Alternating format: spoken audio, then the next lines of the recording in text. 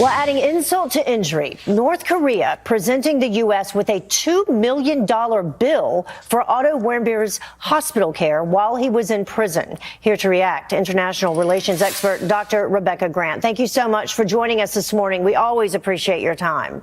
Good morning. So people hearing this story, this morning, what in the world is the response? What in the world were they thinking?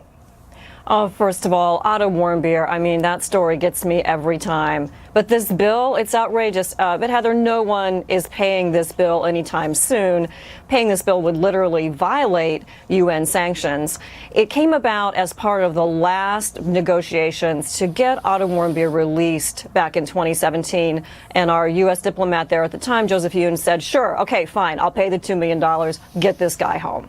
So we don't expect anything more to come of it. I know that Otto Warmbier's parents as well, they have sued North Korea. In December, they did that for $501 million in damages.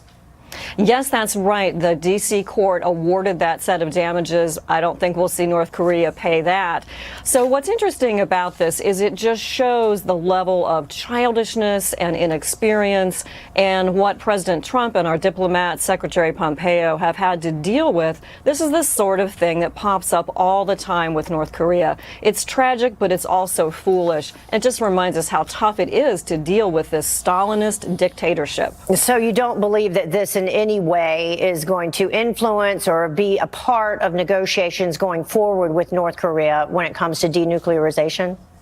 No, I don't. And it turns out I don't think President Trump knew about it at the time. He was informed later on, but I don't think this is going to influence anything going forward. Much, much, much bigger issues at stake now that denuking is trying to move forward. Who was told about it at the time?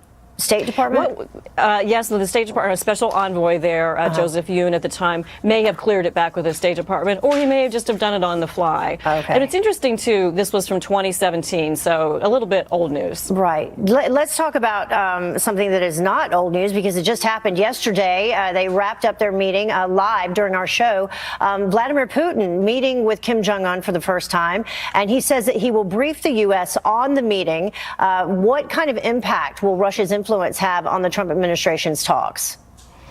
Well, Putin, first of all, Heather, he loves these summits like a Kardashian loves Instagram. He likes being out there in the world press. Despite that, I am going to give Putin a B+ because he stayed on message and he reiterated the importance of denuking to Kim Jong-un. So while Russia has a part to play here, Russia has stood with us and China at the UN Security Council. They've been pretty decent about keeping the harsh sanctions on North Korea. So I think this didn't hurt, and it might have helped just a little bit. Yeah, we were talking about yesterday as this unfolded, and we're looking at some of the images there.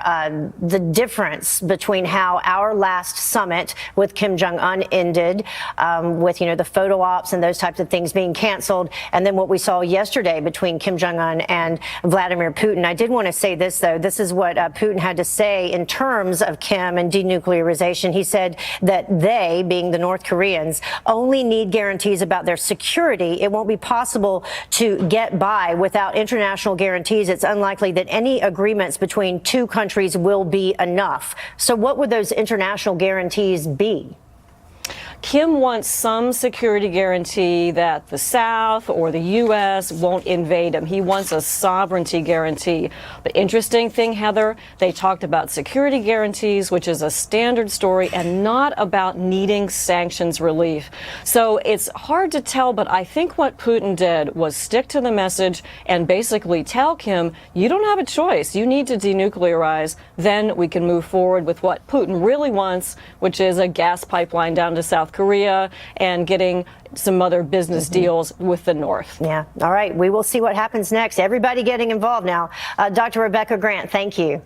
Thank you. Right.